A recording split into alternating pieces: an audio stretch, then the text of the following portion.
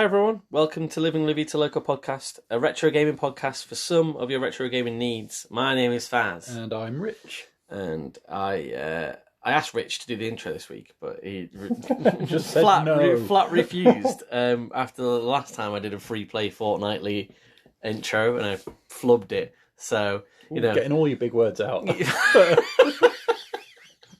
What? How else do I say? I always say flub or fucked up, all right? And they're the two ways I describe this. So, I was being polite saying flub.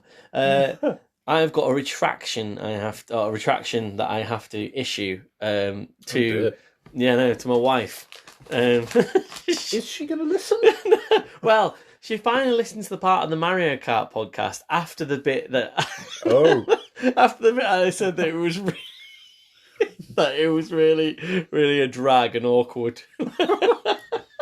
So apparently she finally got around to Haribo for this. Yeah, apparently she finally got around to listening to that bit. Fantastic. But I don't think she was too upset. But she has texted me during our podcast recording from last week, and she did say, "See, I am interested in what you're doing," although she's not interested in what in Killzone Liberation at all. Just proving that she does care. So I know that you care, Sally. You'll never listen to this, but anyway, unless you will to prove a point. In which case, hello. Yeah. That's the only time that my wife will ever be interested at all in video gaming to spite me, to prove a point, and spite love your me. work. Keep it up. No, exactly. Yeah. Well, yeah, I am impressed by her most times. So, yeah, that is my retraction issued about that from whatever episode that fucking was. Husband, foot in mouth. Wife responds. Life cycle continues. So, speaking of a continuing cycle, we really enjoy our free pay. Free pay? It is free pay. So, it is free. Yeah, no one is paying us for this. Would you pay for us? No. Is the answer. No. So the Freeplay Fortnightly is something I really enjoy doing, and it gets me out of bed in the morning. Is probably a bit strong. It gets me going. Please get a hobby. This is the hobby. Please get a different hobby.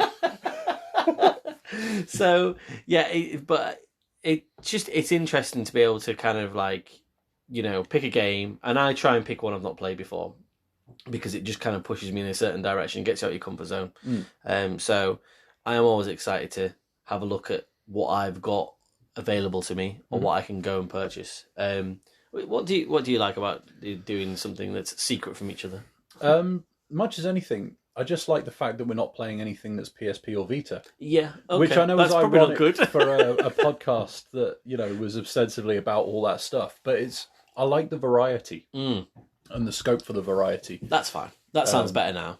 than I hate doing the podcast about PSP and PS Vita that we do. I mean, we can stop doing it, but that would make me sad about and then I wouldn't get up in the morning. Then you really would need a different hobby. So, the concept, very simple. As described before, we both play a game. Yeah. We then let our co-host score that game based on our review. Easy. Yeah. Did it this time. What could possibly go wrong with any of that? Possibly again. What could possibly go wrong? So, we're drinking scotch, by the way. That might be why. So many things will go wrong. So giddy.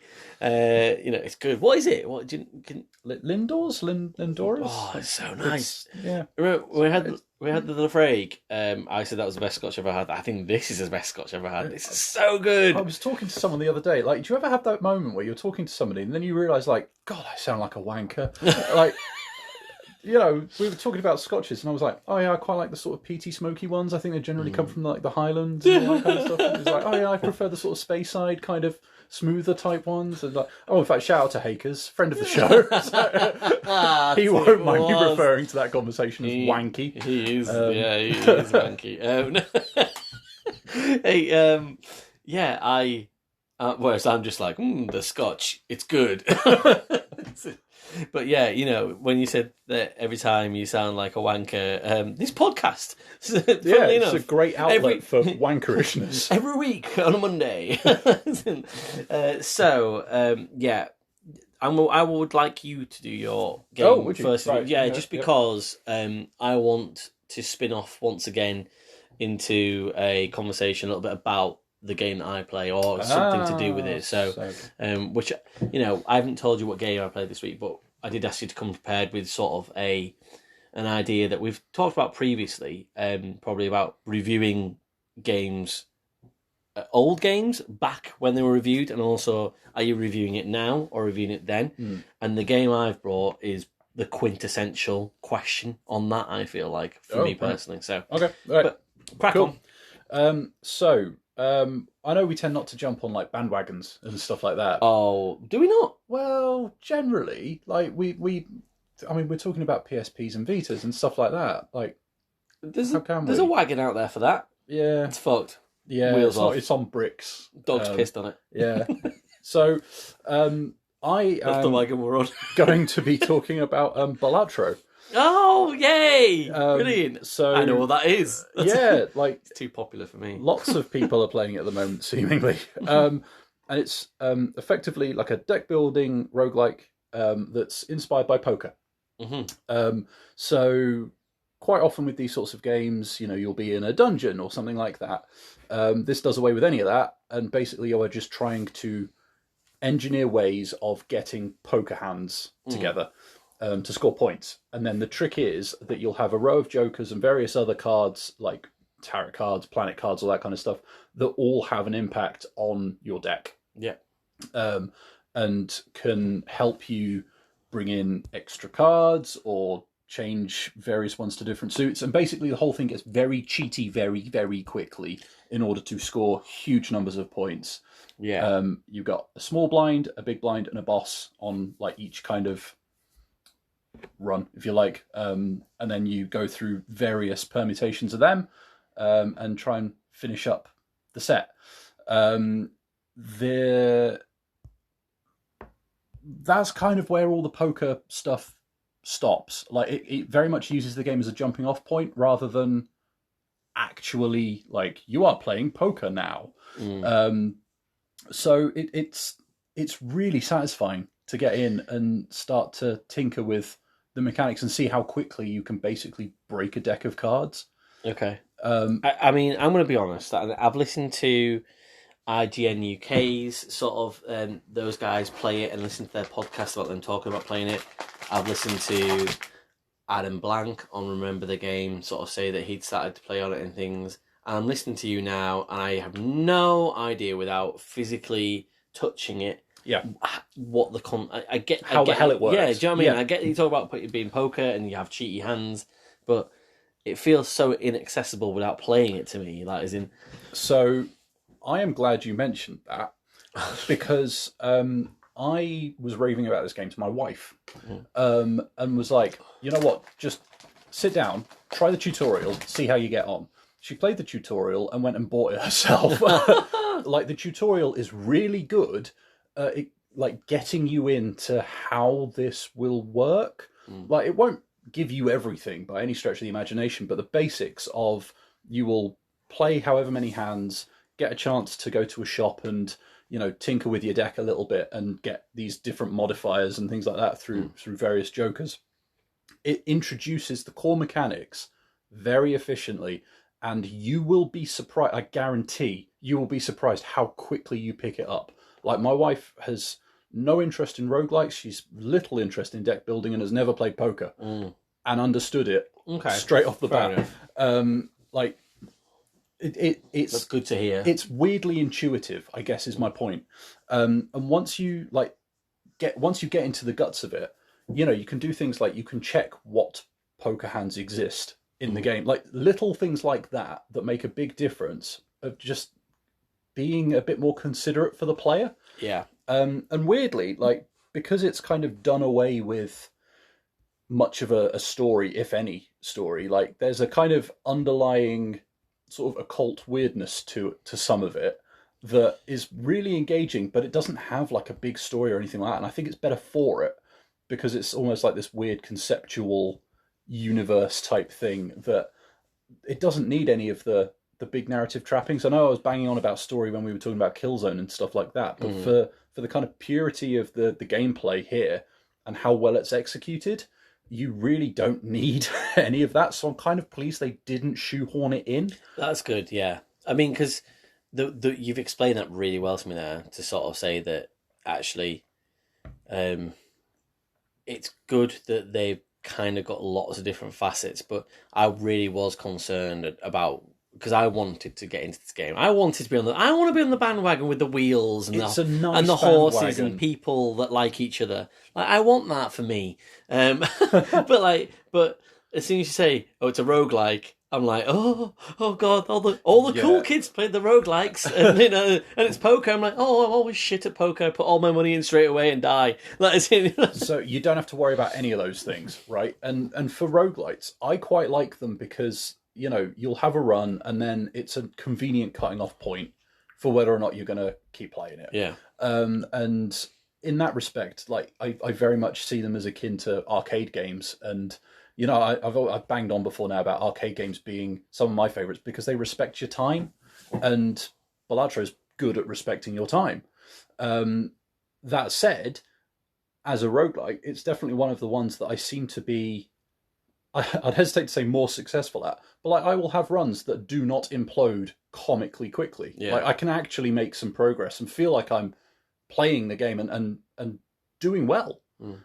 Which is a rarity for me. And I like that. Like, sure, I have the odd run that, very quickly you can look at it and go, yeah, this is not going anywhere. But it's quick to restart. And when you do get one that starts to get legs and go somewhere, yeah, you can quite happily sort of sink 20, 30 minutes and feel like, oh yeah, like that was a satisfying use of my time rather than a frustrating mess or anything like that.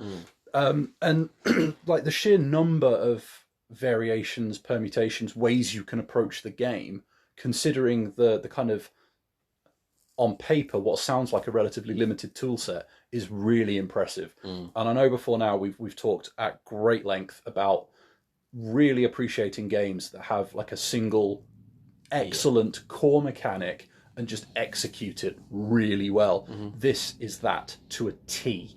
And there's, like you said, like plenty of people talking about it.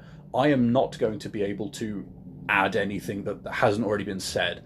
Like, I would encourage anybody that hasn't already dipped their toe or gone and found someone more articulate than me talking about it somewhere, like, go find some of this stuff, because there are some really interesting bits and bobs out there.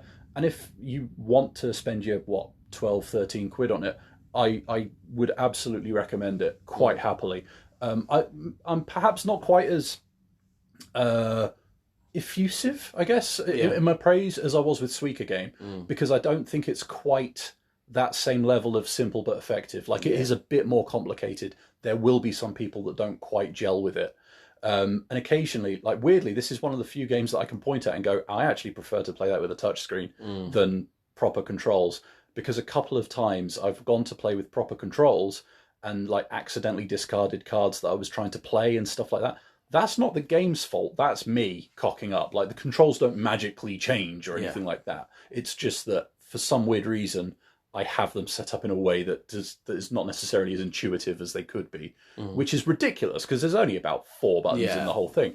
But nonetheless, it's one of those things that, you get lost in the trying to do the maths, and like getting to that stage where you've got to get, say, 5,000 points from a single hand, and you're not entirely sure if what you've done to that point is going to give you enough to get to the next round, and then you see it just tick over. Like, that is so satisfying, seeing all that come together. And like, some of it will be luck, some of it will be judgment, but it just all marries together so well. And there's some really like fun artwork for the cards and stuff like that. And yeah, like I'm genuinely impressed by it, and it's trying something a bit different and a bit unusual, and it works. It really works. And so yeah, like, hats off. And I'm sure I'm missing many points here. I think you should do yourself a disservice, and I think that you are an articulate reviewing machine. But like, as in, there'll be 15 or 20 people that will listen to the podcast, and I think you've done a really good job of conveying that to me, because I, like I said, probably until now found it quite inaccessible as a process, because I'm like, it sounds like a real gamer's game, if that makes sense. Do you know what I mean? Like, as in, I'm on this gaming podcast, I'm not a gamer. No, I'm just like, it's just, I always shy away from bandwagons because I just feel like they're not for me, because I just don't think I've got it in me to be on the bandwagon. But you've done a good job of sort of saying to me, you probably could have a go in, I think what, because I'm by and large the same. Like, I hear something's popular, I'm if anything, instantly suspicious. But this time, like, why do you have friends? it was the right combination of like basic idea, kind of familiar but different gameplay, and just slight undercurrents of weirdness that kind of made me go, okay, all right, I'm listening. And I'm glad I picked it up. I really am. And it's one of those things that if you go in expecting poker, you will be disappointed, because it's not. It's so far removed. It's become a different thing. Yeah, just go play exactly. Poker. If you go in expecting like a solid deck building thing, like, I would say, like, sure, it's a roguelike, but I think it falls more into the deck building side of things for me.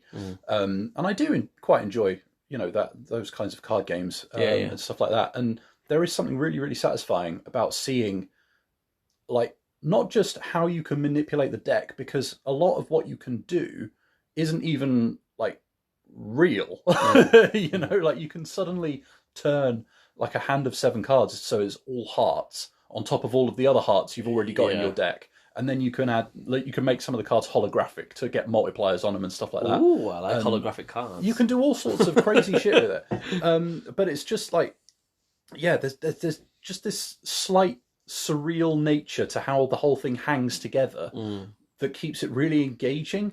And ultimately, all you're doing is manipulating a bunch of numbers and letters on a screen to get various combinations of them. And even then, like, you can't. Well, I went in and I started playing like full 5 hands, like in poker and stuff like that. And then quickly found out, well, actually, I'm only being scored for, say, if I've got a 3 of a kind in there, three of the same cards. I'm only being scored on those 3, so why don't I just play those 3? Oh, hey, that works. Ah, right, okay. And I was like, okay, well, I can't discard any because that's the kind of stipulation for this boss. So what if I try playing those junk cards instead of, I'm still playing 3 of a kind, and then I've got 2 that I would have discarded. Oh, hey, that worked too. And it's those little moments of like kind of discovery that are weirdly intuitive, and you get in there and you start tinkering with it. You're like, can I try that? Oh, I can.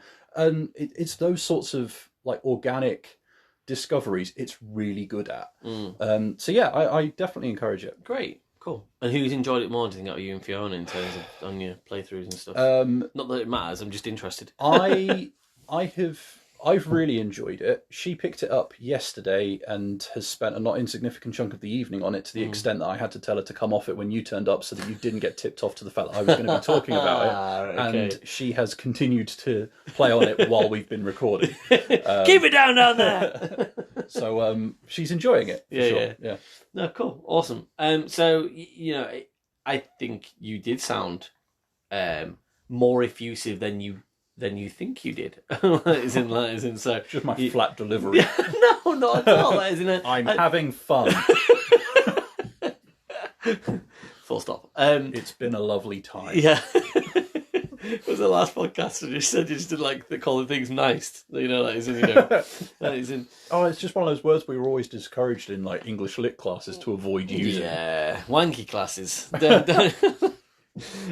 So yeah, I think that it sounds like, whilst it's a different concept from Squeaky Game in terms of its accessibility and its simplicity and stuff, it does sound like something I can see why there's a lot of people into it right now. It's very vogue. I'm going to say 8 out of 10. I want to give it. Yeah, I think that's fair. Yeah, I mean, I could have stretched through a 9 maybe, but I'm still in the mindset of, and this isn't, I'm trying to score your review here, but at the same time, like, my brain's still saying, I need to see it to believe it sort of thing. No, isn't it? I was very much in the same bracket. Yeah. And I think that's why 8 out of 10 is fair, because, like I said, there will be some people who try it and they don't like it. And I think they'd be well within their rights. But I think if you are likely to like it, you will really like it. Yeah. No, cool. Fair enough. So, speaking of games that we liked, a few episodes ago, we did a draft on 100 best games ever. And I noticed something during that draft. I noticed that there was a game or game series in those 100 games that was mentioned 5 times, and neither of us picked any of those games. Do you know which game series I'm talking about? 5 times? 5 of them. Of which the game I have played is not one of them, but it is still regarded as one of the best games ever made. Kind of like it's certainly on its system. It wasn't the Zelda games, was it? It was the Zelda games. Congratulations. Thank you. Now the reason I never picked any of them, I've never really played any of them. Now I've played 75% of Wind Waker, but I didn't feel like that was enough for me to be able to put that into my draft. Yeah. But the game. So again, this is another quiz, and it's not meant to be like, if you get it wrong, you're an idiot kind of thing. But so the game that I therefore played was not in that list of Legend of Zelda games. So the games that were on there were Breath of the Wild, and this was made before the newest one, which is the Tears of the Kingdom. Thank you. I was like the Tears of the Thingamabob. So that wasn't on the list anyway. Ocarina of Time was on there. Majora's Mask was on there. Wind Waker was on there, and I think that might be everything. Actually, maybe it was that 4 or 5. Anyway, I think that was everything that was on that list. Right. So, Link to the Past was on there as well. So there was 5 Zelda games, and I was like, but I want to play a Zelda game. But which Zelda game do I want to play, and what do I have access to for free, or at least for cheap that I have pay a subscription to? That game is Legend of Zelda Link's Awakening, the DX. So the Game Boy Color version of the original. So, which is meant to be a stone cold classic. And when I say meant to be, that is how it's... When I've read reviews and I've seen it listed, weirdly enough, I'm surprised that when I've read reviews of it or seen where it lands in greatest Zelda games or greatest Game Boy games, it always ends up being like top 3 pretty much. So it's surprising that the list that we had for the 100 games, it wasn't in there, and Link to the Past was, which was a SNES. So this was originally a Game Boy game from 1993, I think it was, and the version I played was the 1998 re-release on the Game Boy Color. Yeah. And Link's Awakening DX. I don't know what the DX part of it stands. Bollocks? Yeah, I assume so. That's the only thing I can think it might well be. When I say assume so, I would have still not got that if you hadn't said it. So thank you for being here. That's what I do. Yeah. Swoop in, say a word, leave enigmatically. Deluxe. Yeah. Goodbye. This is good for podcasts. So is it like Peter Serafinowicz' character in Black Books? Fran. Fran. That is a deep cut for anybody listening, isn't it? You guys enjoy that out there. But I'm going to just read the blurb, I believe it would be called, I guess the plot, really, if you will, for Link's Awakening, because it's batshit crazy. Oh, yeah. And I didn't know anything really. Like I say, I haven't necessarily avoided Zelda, but the Zelda games, the RPGs that Zeldas are, as you probably picked up from if you've listened to the podcast the whole time, aren't really my bag. So I was like, look, I'm going to stretch myself, like I said at the start of the podcast, be a better person, dip into one of the greatest game series of all times that I've just kind of dipped my toes in previously. And I really did enjoy Wind Waker HD for the console that shall not be named, the Wii U. But yeah, I thought, I'm going to go for it. Anyway, so the plot is this, and I'm going to read this verbatim. Yep. After the events of A Link to the Past, the hero Link travels by ship to other countries to train for further threats. A storm destroys his boat at sea, and he washes ashore on Koholint Island, where he is taken to the house of Tarin by his daughter Marin. She's fascinated by Link and the outside world and tells Link wishfully that if she were a seagull, she would leave and travel across the sea. Fair enough. That's not so bad. After Link recovers his sword, a mysterious owl tells him that he must wake the windfish, Koholint's guardian, in order to return home. The windfish lies dreaming in a giant egg on top of I can't do it, on top of Mount Tamaranch, and can only be awakened by the 8 instruments of the sirens. Yeah, it's lovely. Just like, what's going on? I don't understand. So I thought Link was all Hyrule and heightened fantasy and stuff. And when I first thought I'm going to try and get into the series, I want to get in quite early. And then I saw how good the reviews of this game were. And then after a little while, I was like, what the fuck is going on in this game? I don't understand. And I don't want to spoil it, 30 years later. Say, wouldn't worry about it too much. But at the same time, if you are like me and you've never played a Zelda game, then you won't know really kind of like it's a bit of a twist towards the end, kind of, I would say, that explains why that is not the case. Yeah, this ain't a quintessential Zelda game. No, which is weird because it feels like it's reviewed as one. Yeah. People say that it is like, and I think this is where I want to get to at the end of the conversation after we reviewed the game, is that a lot of people say that it's one of the quintessential Game Boy games, and I can see why that is, and I understand why that is. I've got a couple of gripes with it that it's not super hot takes, and it's not me trying to be in line with who I've been previously, where I'm like, oh, I don't like RPGs. I've just got things where I'm like, are we really sure this is a stone cold classic because ... So, and that's where I kind of want to go with this, really. But give you an idea of all the good bits that and understanding why people would consider this a classic. So, it's got all the hallmarks of what I would consider to be a sort of a Nintendo early SNES Game Boy RPG. It's got jolly little sprites with jolly music. The music effectively is just the same as Pokemon's music. It's literally just the same. And I was like, and you'll have to forgive me because, and this is how much of a heathen I am. When I was playing this, I was just going, oh, this reminds me of playing Onion Boy. Is it? No, it's just Turnip not. Boy. Oh yeah, Onion Boy, Turnip Boy. Even sorry, Turnip Boy. Wrong vegetable. No, whatever. Fucking. So. Even. I don't even know the game that I gave 9 out of 10's name. 2 scotches. So it reminded me of Turnip Boy. But do you know what I mean? Like, that's the kind of thought process in my head as somebody that's not come into the series early on. One of them came out a little bit ahead of the other. No, but you can see, therefore, the through thread of where Turnip Boy came from. Oh, absolutely. Yeah, the DNA. Yeah. And it's like, all right, okay. It makes me get that game even more now. Which I kind of think from living around games and and obviously I was selling myself short a little bit before when I'm like, I'm not a gamer. I read enough about games, I absorb enough about games through podcasts, through through magazines and things, through my friends, through just being in rooms with people playing games and stuff. You kind of get an idea of what a Zelda game is. Yeah. But this is the quintessential Turnip Boy setup game. And it, like I say, it kind of sort of comes through all those generic, I would say, what you'd expect of a Game Boy / SNES RPG with those sprites and the sounds and sights and smells. So it really is like a solid little old RPG. And you go, right, okay, good base. How does this become one of the best games of all time?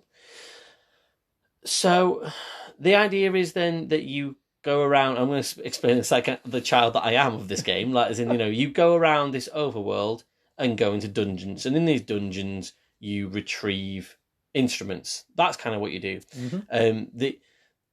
The amazing thing about this RPG is there's not really much grind. I would have really equated an RPG to you level up and you grind up. There's none of that here. You know what I mean? They really make it a lovely sort of like straightforward. Yes, you have to fight enemies several times when you go through a certain area. So if you go through a cave and then come back through that cave, the enemies will be there again. But it's not about leveling up or anything. That just almost kind of extends the game a little bit. But it's not horrendous. So this is where I would suggest that it kind of gets filed as action RPG rather than like an actual fat RPG kind of territory. Which it's not about experience points and all that. Is it? Which on a Game Boy is absolutely incredible. Do you know what I mean? Like, it's really, it's just a clever idea to do it that way. The controls are really good. They do so much with so little. You forget that. So I played this on the Switch online.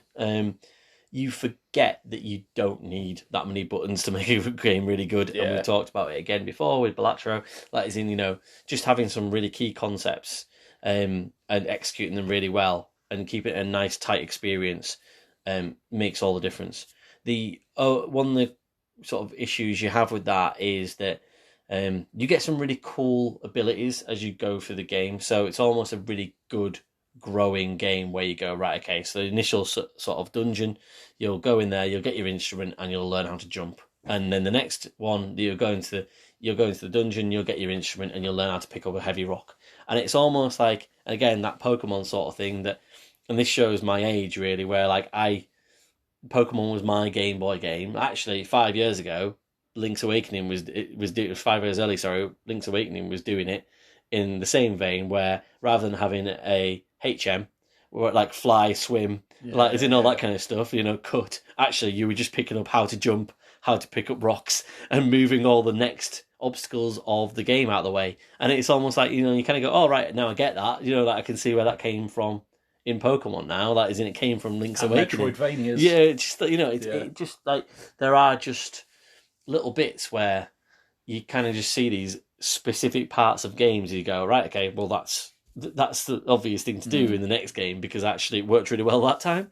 And that's why, again, I would say I can understand why people like, that classic idea of doing that and getting the winged boots and getting, those kind of things and getting the feather that makes you jump and that kind of thing makes all the difference. That is and that's how they become a trope in the legacy of these games. That is everyone knows that that's what you do from these games that matter so much to people. So usually I hate getting lost in dungeon games.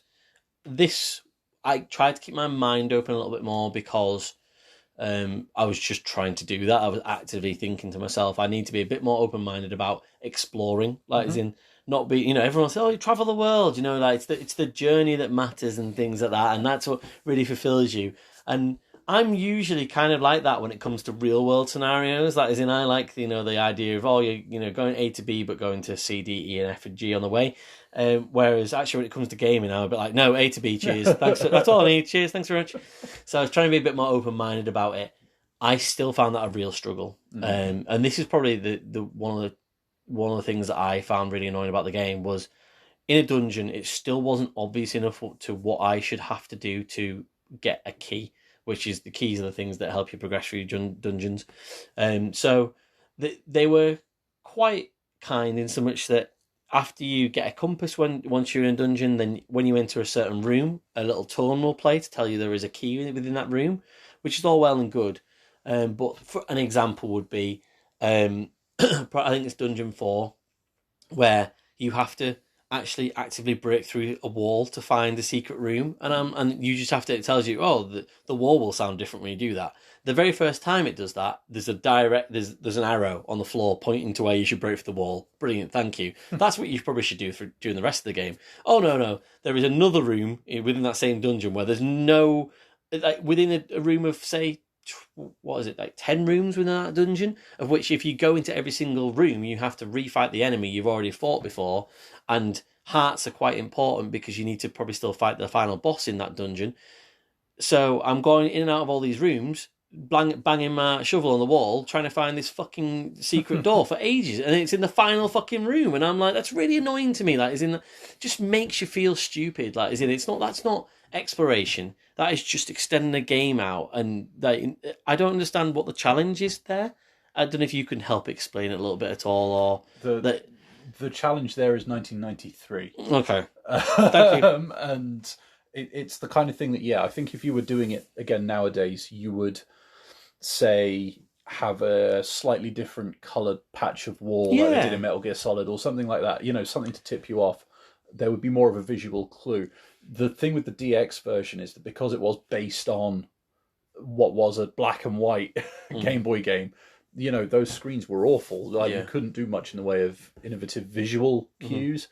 So I mean, you'd be bloody lucky if you were playing it with the sound on. Like if you were playing it with the sound off for whatever reason, you're properly snookered. Yeah. And you're right. It is quite frustrating, but nonetheless, it is a bit of I think another bit of a trope for Zelda stuff. Like blowing up bits of wall. Your princess behind this wall, and it's just like so.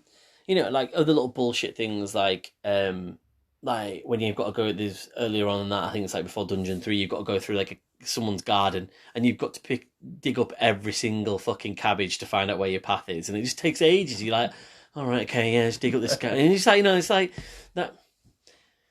I don't know, just it annoys me that it's like people don't pick up on that often as when they review games. They're just kind of like just sort of accept that that's okay for an RPG to do that, and I'm like, no, that feels like a waste of time. Like to me, it just feels like like I'm not progressing myself or anything to do that. I'm just digging up a cabbage patch to slow me down before I get to the next part of the game. I probably would have been even more frustrated. But actually, on the Switch Online, you can rewind what you've done. The amount of times I fell down a hole in a fucking cabbage patch. That is, and I was like, I'm not wasting a heart on that. And I can fuck off. That is, I'll be like, literally just reverse it back and be like, right, I'm back up. Thanks. That is, I need that in my life. So, thank you, Switch Online, for having that.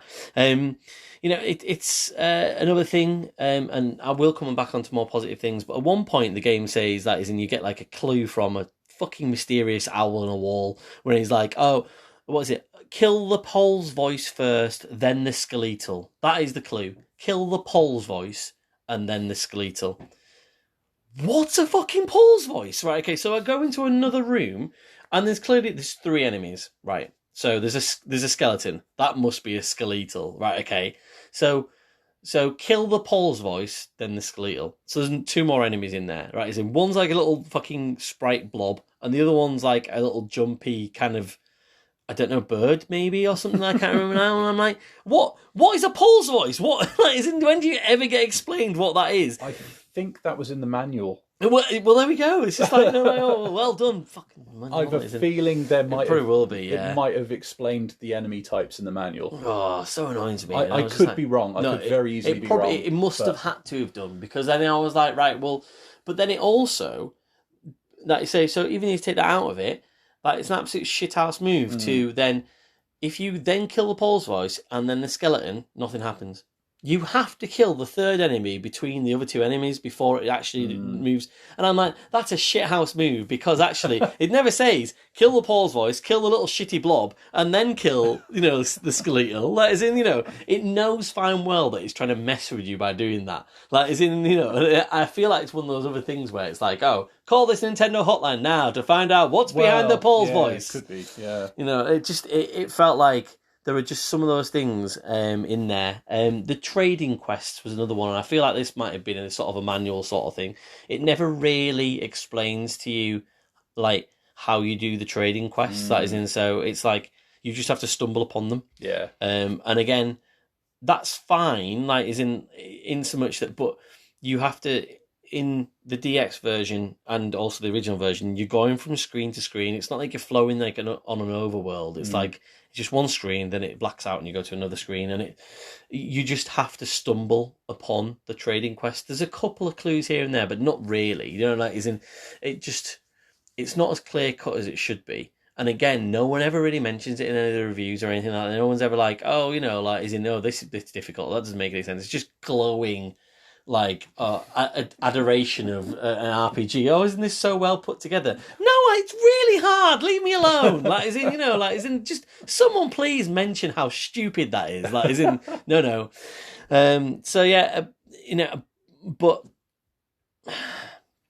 all that said, it is the best kind of MacGuffin quest. That is in. Yeah. So you are just like, like you're going from place to place, you're going from dungeon to dungeon to pick up more things just to get to the end of the game. That is in, but that's, I'm quite into that. Do you know what I mean? Like, that's fine. Like, is in, I watched Indiana Jones 5 recently, and that is the king of that. Isn't it? It's almost taken all Indiana Joneses and kind of gone, we need 17 MacGuffins. We need to go from A to B to C to D to D blah, blah, blah, blah, blah, to get to the end. It's almost like, and this was exactly the same. And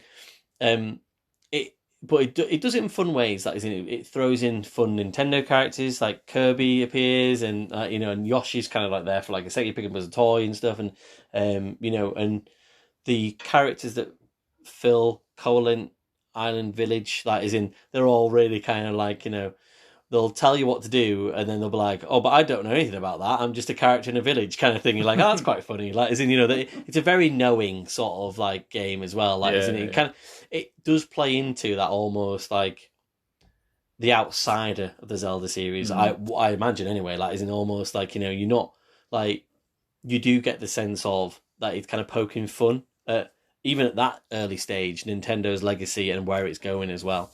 In a cool way. You take Bow Wow, like is in the Chomp Chain, like for a walk at one point. That's fun because you're just absolutely mashing all the enemies. You're like, I feel amazing. Like, you have to give him back. You're like, oh, I don't want to give Bow Wow back. I quite like him. There's lots of fun parts to it. It's really captivating. Like, and I don't know what I mean by that.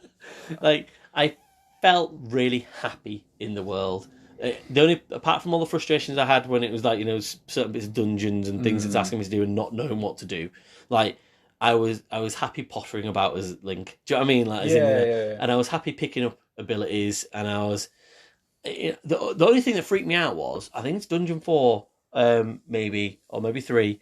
There's like the weird sluggy like enemies that eat bombs.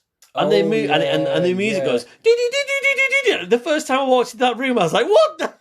Like these giant slug enemies, like about to like, and actually they're not that aggressive. Really, you can just like walk around them and not get bothered by them. But honestly, I have nightmares about those. I genuinely, like, I was playing this last week, and like 2 nights ago, I had a nightmare about those things. Like, I was like, it's so weird. Apart from those things and my frustrations, really, I get why it's called a classic. That is and why, and it is incredible that this was done on the Game Boy in 1993 to me. That is and I can see why everyone's like, right, okay, yeah, it's the quintessential, up there with like Tetris and Pokemon Red and Blue. That is if you want to play a classic Game Boy game, you should play this game, and I feel that same way too. I'm just a little bit more of a sort of like probably a little bit rung underneath that, and think that there are frustrations there for me as a modern game, and we'll come on to that in a little bit. But also as a person that finds RPGs sometimes they're just like trying to get in your way just to piss you off, and it's like, and I just don't get all this effusive praise about RPGs that are like, oh, it's just part of it's just in the spirit of it, isn't it? Just part of the fun. I'm like, no, I'm just tapping a wall for ages. Like, that's not fun. But yeah, it is generally beautiful for a Game Boy game, and charming, really. That is and I do like the idea that it is a bit more of it's almost like, I feel like an outsider to the Zelda games, and this feels like a bit of an outsider to the rest of the Zelda games. I say that without playing the rest of them, but do you know what I mean? Like, I get the sense that it's kind of like, poking at the law a little bit, and that's why, like you said, it's not a quintessential one that sits within the series. That is but certainly from a gameplay point of view, like, it feels absolutely incredible. So yeah, really well done in making me feel good about playing a Zelda game. And there's just a few bits in there that I just feel like, I hope that's changed now in RPGs a little bit more, because I think, like you said, it has, because actually it frustrated the hell out of me for a few minutes here and there. So yeah. So I should probably come clean. Link's Awakening is the only Zelda game I've rolled credits on, and I love it to bits. I really do. Go on. No, you sound like you had something on that. No, I didn't. No. So I just wanted to say that I didn't get to the end. Like, I haven't got to the end of the 2-week period. I think I'm on like the 6th instrument. I think I'm there or thereabouts. And then I just did that classic thing. I've been like, I've played so much of this, and I've enjoyed it this much, and I can feel I can talk about it. I'll just look up the ending. Do you know what I mean? So, but yeah, like, so it'd be nice to hear from you in terms of what you feel about it. So if you love it so much, if you love it so much. From the Zelda games that I've played, I like the ones that have an off-kilter, slightly weird atmosphere to them. So this and Majora's Mask, the kind of like, edgelord Zeldas, I guess, that have like a slightly surreal, slightly oppressive, slightly downbeat atmosphere. They're not necessarily the swashbuckling elven Errol Flynn kind of adventures. There is something unsettling about them.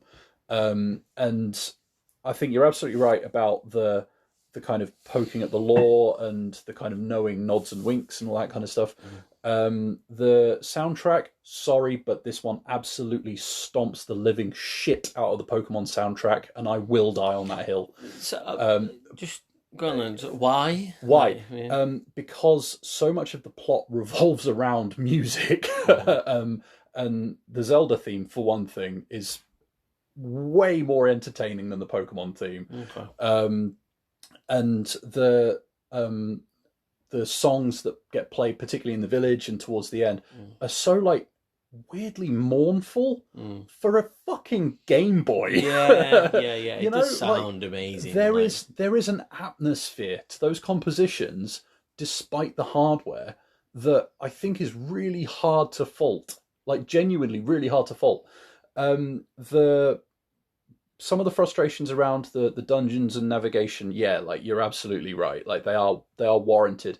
I don't remember getting as lost in the dungeons when it came to blowing up bits of wall. I think I recall like seeing cracks in walls and stuff like that signposted you a little bit.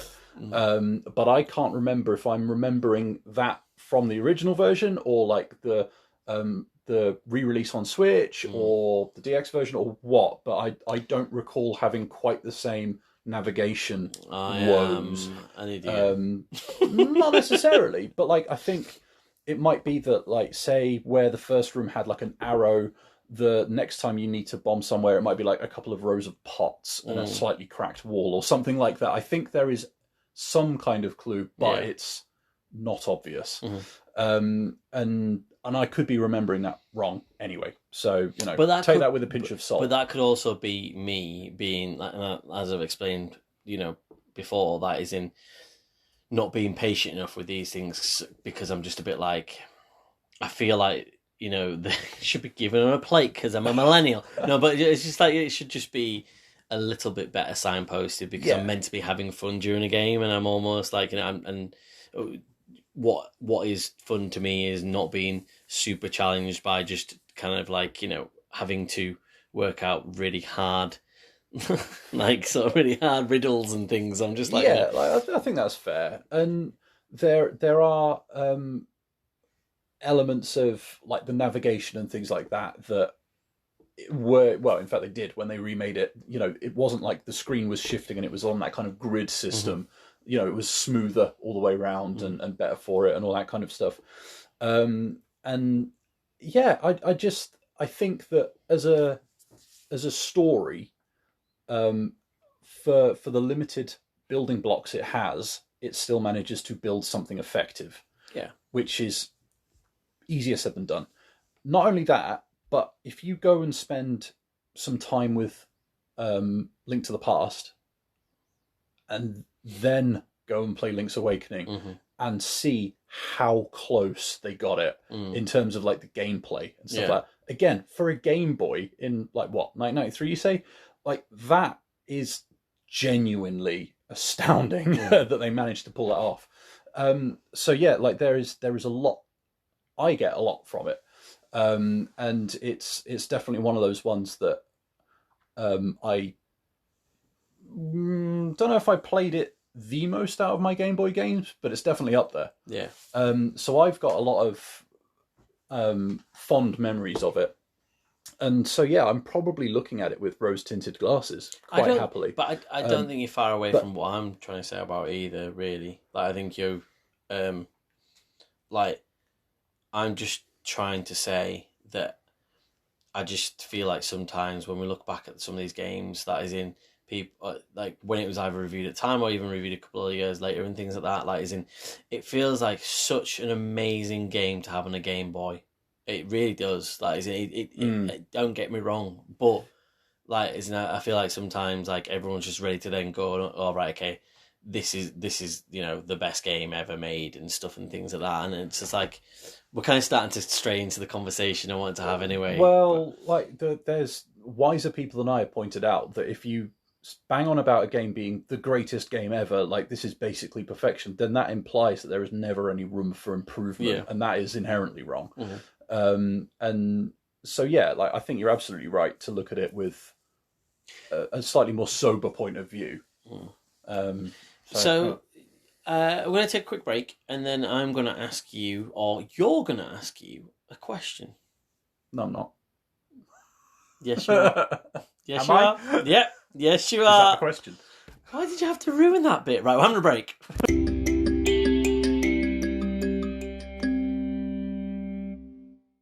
A question that I'm kind of forming while I'm trying to talk, so it's going to come out bad.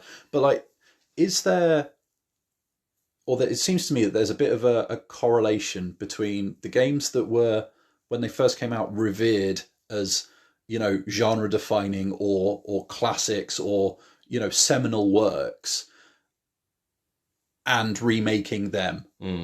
Would it make more sense to remake some of the lesser known, some of the shitty games, more shitty games, rather than the classic? So you just heard yourself there from episode 13.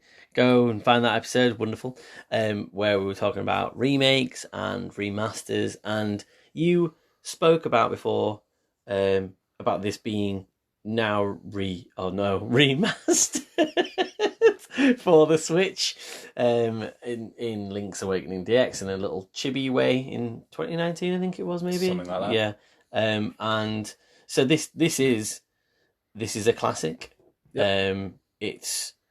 And should it have been remade? Because I feel like from what I've seen of the trailers and what I've seen of the gameplay, and I've watched a little bit of the new version on the Switch, why have we moved on from the DX version, for example, on the Game Boy Color? I can see why we put colour palette onto it. That makes complete sense to me, and added like a little bit more to it. Yeah. But moving it into a chibi for the Link's Awakening DX for the Switch, and that's got great reviews as well. And it's like, it's just the same as the original.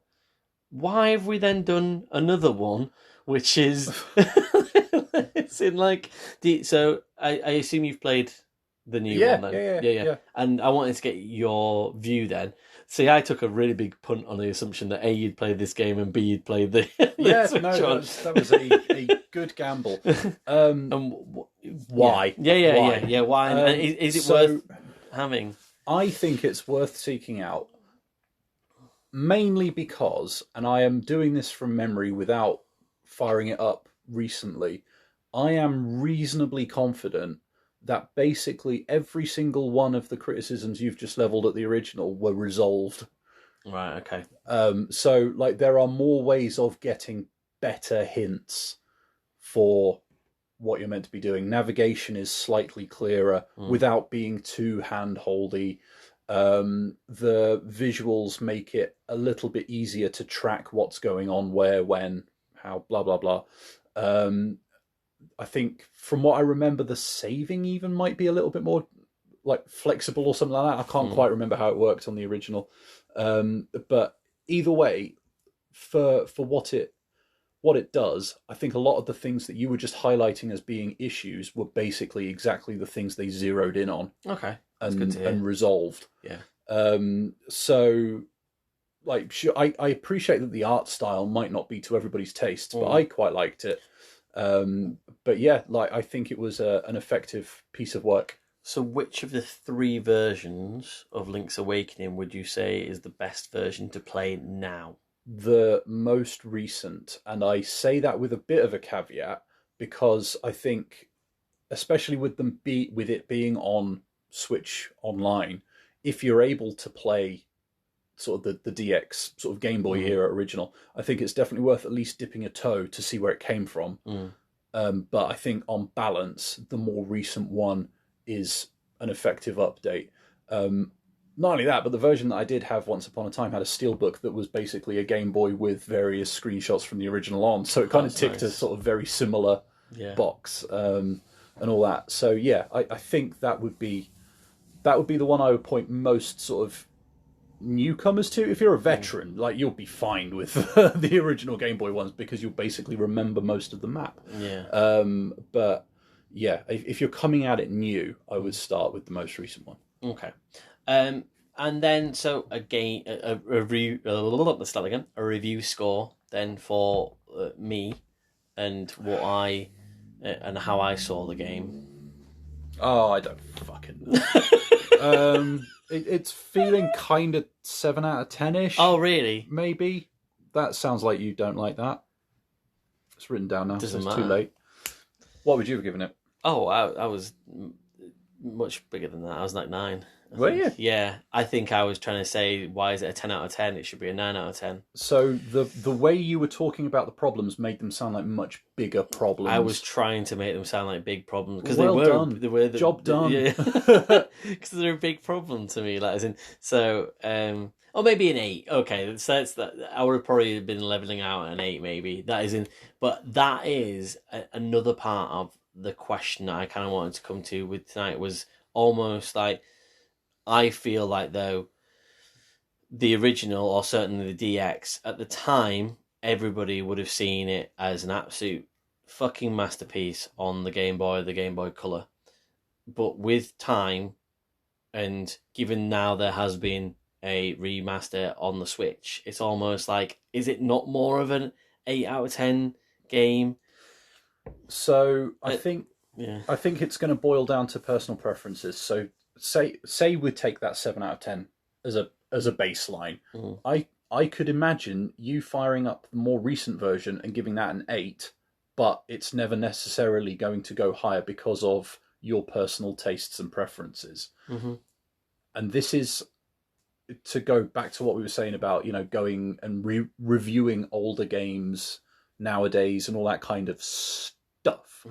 This is why I am a firm believer that anybody that tries to objectively review these things is on a bit of a hiding to nothing. Yeah. Because I think it's nigh on impossible to take you out of the equation. Yeah. And I think the best bet is to be upfront about your preferences and influences and all that kind of stuff, so that hopefully someone out there hears that and goes, actually, you know what? I think my tastes broadly fall in line with that person. So if they're giving it, that individual is giving it such and such a score, then I will probably be more or less in agreement. And it's never going to be 100%. Of course it's not, because everybody's different, spoiler alert. And so, yeah, and I think it's different. And I think, like we said recently about like Killzone and stuff like that, people change too. Yeah. Like the score I would have given Killzone in 2013 compared to now would probably be a little bit different, and so, yeah, I think it's a bit of a minefield. And for, looking at it and saying, oh, well, this is the greatest game ever, like this is pretty damn near perfect and all that kind of stuff, that's a load of horseshit as well. This is why we've never said 10 out of 10 is perfect. Like 10 out of 10 is very, very, very good. It's not perfect because nothing's perfect, because that implies you can't ever improve it, either by remaking it and ironing out some of the kinks, or making a different game entirely and just building on those foundations. Like, there's always got to be wiggle room to make it better. And what would you say, for example, then? It's a difficult thing to do, but put yourself in your shoes when you're younger, when you first played this game. Yeah. You don't have to put an average score on it. That isn't, it might help. That isn't. Would you say this is a 10 out of 10 game, and would you still say it's a 10 out of 10 game? That isn't. Do you know what I mean? That isn't. No, absolutely not. Because when I was younger, I wasn't good enough to work out what was going on with it. I don't think I ever got past maybe dungeon 3, if that. But I would routinely play it up to that point. Like every, I don't know, 6 months, year, or whatever. Like I would dip back in and kind of forget where I was up to, start again, and go through all those bits. So like that kind of opening segment, is really familiar to me, to the extent that I fired up the more recent version. It was like, oh yeah, this is really fun. But then I could go beyond that and actually experience the story to its conclusion and appreciate what it was trying to do on a whole other level to what I got out of it back in the day. Back in the day, I was just happy to exist in that place and enjoy the gameplay. Whereas now I could go and appreciate it in a different way because I actually had the skills, the knowledge to make some meaningful progress.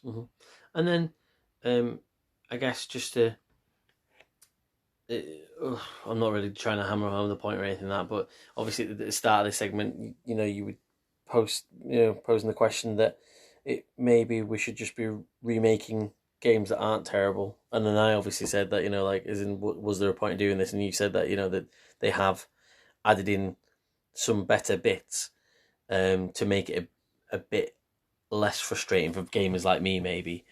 Do you think that maybe it should have been left alone at all? Like, as in just being like, the DX version is the version?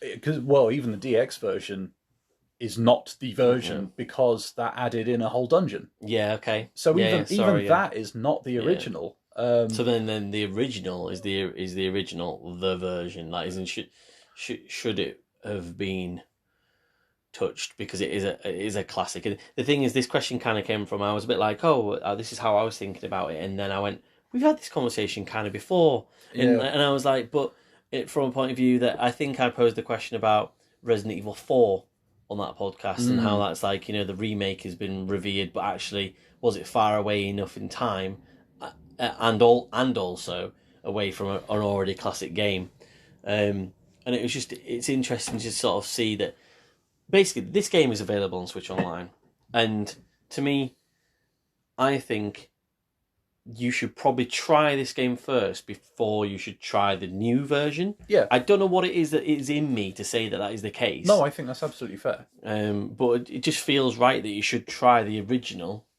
before you should go to a remastered version, especially if you have a Switch. Most people will probably have a Switch Online, and therefore you probably have the option of having both games there. Yeah, I think that's fair because you can appreciate what the updates involve a little bit more. Yeah. So yeah, I would absolutely agree with that. And I think, as for leaving the original, you're not going to redo the Mona Lisa, right? Are you? However, games get redone, films get redone.